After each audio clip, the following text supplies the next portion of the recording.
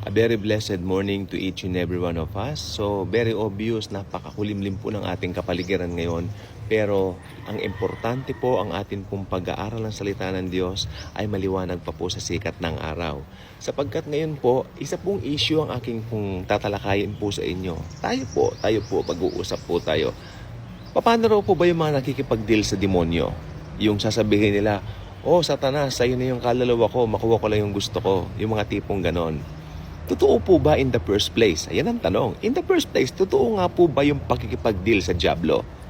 Well, sasagutin ko na po ng tahasan, hindi po yun totoo. Sabi po ng Biblia, "For all have sinned and fall short of the glory of God." Therefore, lahat ng tao ipinanganak sa kasalanan. Pinanganak na may kasalanan at merong sin nature. At pag may sin nature ang tao, pupunta siya ng impyerno. Ganon po yun. Ang isang taong pinanganak, ay isang makasalanan. Kaya pag namatayan at hindi nakakilala sa Panginoong Hesus, pupunta yan ng impyerno. Tapos sasabihin mong makikipag-deal, may mga pinapalabas sa television o sa sinihan, yung mga nakikipag-deal daw sa dyablo, kay Satanas na lang daw yung kaluluwa nila para sila raw ay makatamasa ng mga magandang karangyaan dito sa mundo.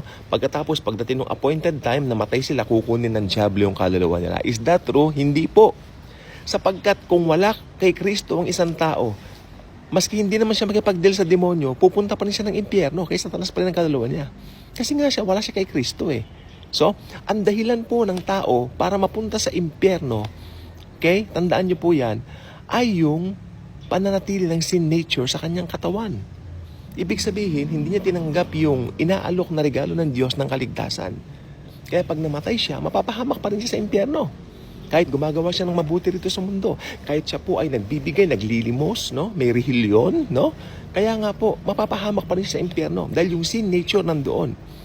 Tapos yung mga sinasabi ninyo, nakikipag-deal sa demonyo, ganun-ganon, talagang sa demonyo yung kaluluwa. Actually, mas hindi sila makipag-deal sa dyablo, impyerno pa rin ang punta nila.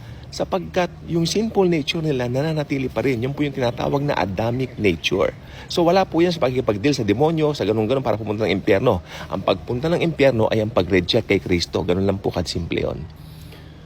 At ang pananatili ng sinful nature, kapag hindi nakakilala sa Panginoong Hesus, pupunta pa rin ng impyerno. Okay, paano naman daw yung Kristiyano nakikipag-deal sa demonyo? Wala pong totoong Kristiyano ang makikipag-deal sa demonyo. Sapagkat hindi po totoo ang pakikipag-deal sa demonyo. Kasi pag nakikristo ka na, hinugasan ka na sa kasalanan mo, lahat ng kasalanan mo inalis na sa'yo, may bago kang pagkatao, 2 Korinto 5:17. Sapagkat ang kasalanan po ay taglay ng lahat ng tao. Nakalagay po rito sa Romans 6:23, basahin po natin. Salin po ng NKJV, Romans 6:23, basahin po natin. "For the wages of sin is death, and the gift of God is eternal life in Christ Jesus our Lord." For the wages of sin is death. Ibig sabihin, pag pinanganak ang tao, kapapanganak pa lang ng tao, naka-indwell na po sa kanya yung sinful nature. Therefore, pag inabutan siya ng death at wala siyang pagkipag-isa sa Diyos sa pamamagitan ni Yeso Kristo, pupunta pa rin siya ng impyerno. Pupunta siya ng impyernong talaga because nananatili ang naka-indwell na sinful nature, yung Adamic nature sa kanya. Okay? So, natatawa ko sa mga nagdidil daw sa demonyo, ganun-ganon. Tapos kukunin ng Satanas yung kaluluwa nila sa bandang huli. Pelikula lang po yun. It's not true. There's no such thing as that. Tapos nakikita mo sa mga ibang vlogs dito sa YouTube, nakipag-deal si ganun sa demonyo. Kaya yumaman siya, nakipag-deal sa demonyo. Well, ang tingin ko po doon, kaya po siya ng ganon, actually, ang Panginoon din po ang nagpayaman sa lahat ng tao. Kaya lang po, may mga purpose lang po siya sa bawat isa po sa atin. Pero ang banggit ko lang po, ito lang po sasabihin ko. Pag nakita mong umaasenso ang isang tao dahil sa likong gawa, huwag mong kaiinggitan sapagkat yan ang sabi ng Bible. Sapagkat yung mga likong gawa nilang yon, darating ang araw, magre-recon din sila doon. Kanila pong pagbabayaran din po yon. Maaring pag namatay silang hindi nakakilala, susunugin sila sa impyerno. Pero hindi na po nila kailangan makipag-deal sa demonyo. Sapagkat once na wala kay Kristo, talagang impyerno ang punta ng tao. Okay? So, ilan pong gusto ko pong sabihin sa umaga nito. Huwag pong matatakot. There's no such thing as pakikipag-deal sa demonyo. Pangalawa pong usapan. Yung Antichrist po ba nandito na raw po ba sa mundo? Well, ako naniniwala po kung matagal na nandito na po siya. maybe right now, nasa tamang age na po siya, no? At naniniwala ako, pag tuntong niya ng age 30 or something like that, siya po ay magi-step out na po sa way para magpakilala. Pero, bago mangyari yan, ira-rapture muna tayo. Sapagkat tayo yung humahadlang. Tayo yung humahadlang para siya ay makawala o para siya ay makalabas. Tayo po yung restrainer na tinatawag. No? At ang mga taong maiiwan po ay hahanga ng husto rito sa karismatikong taong ito. No? Actually, may preaching ako dati na, kailangan pilitin yung mga tao para magpatak. No? Actually po, ito pala na namulat ako. Ang mga tao po during that time, since manghang-mangha sa Antikristo, karamihan or should I say majority, not all, syempre yung mga tribulation saints po during that time, pero not all, hindi po lahat naman gusto. Pero majority ng tao, hahanga po sa kanya. Kaya yung iba pipila pa para magpatatak ng 666 sa sobrang paghanga nila. During that time po, maraming chaos, napano ang daigdig, sasabihin nila, nasaan na ang mga milyong-milyong Kristiyano na wala. Lahat sila naghahanap ng answer at lalabas yung taong yun na Antikristo na ipagsasabi niya na taglay niya lahat ng answer. Lahat ng kasagutan taglay niya. Kaya maraming malilin lang na tao. No? Maraming hahanga sa kanya. Karismatikong tao po ang Antichrist na ito.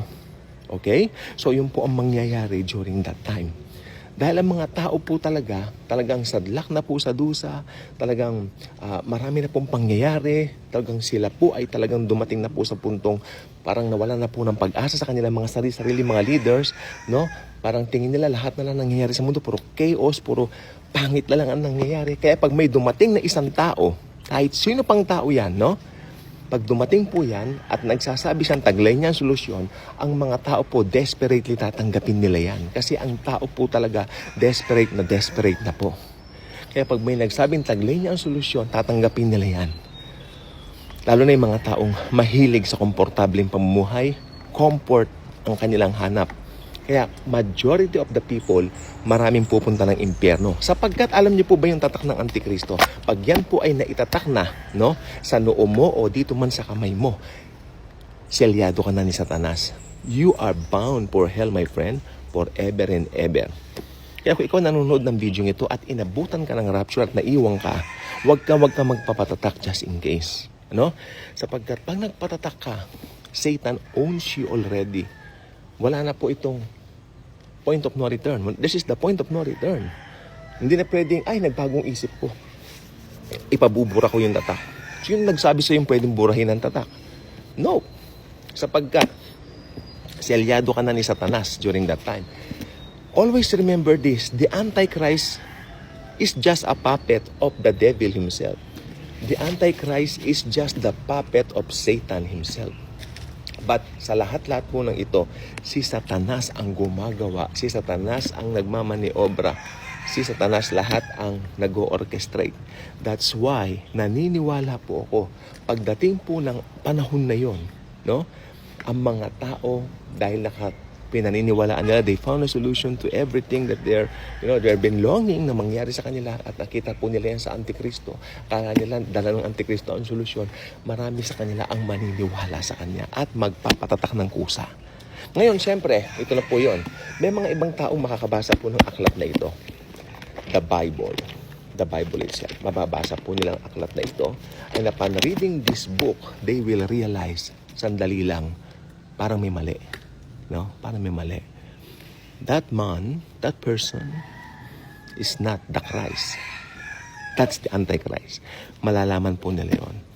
At pag nalaman nila yun, iiwasan nila yung Antichrist. Ito po yung mga ipapahabol ng Antichrist para ipapatay, para ipapugot ang mga ulo. Pero ako'y naniniwala, yung mga totoong Kristiyano during that time, yung mga makakakilala kay Jesus during that time, sila ay pipila sa pugutan ng ulo para magpapugot na lang po kaysa magpatatak ng tatak ng halimaw na ang kapalit naman ng impyerno. Yung mga natatakan ng tatak ng halimaw, komportable lang dito for a short time, pero forever and ever, magsasuffer sa impyerno, forever and ever sa Gehenna. Okay? So yan po ang vlog natin ngayon. Nakadalawa tayo sa iisa, natumbok natin. Ano po? No? So salamat po and God bless. Ay, hindi pa pala may umiitan ba? Okay, so yun. Kung hindi ka pa ka-good vibes, maging ka-good vibes ka na by clicking the subscribe button dyan sa baba and share mo ang video ito. Sapagkat upon sharing this, you're not just sharing this video, but you're sharing Jesus, His love, His grace for all people. Thank you. God bless.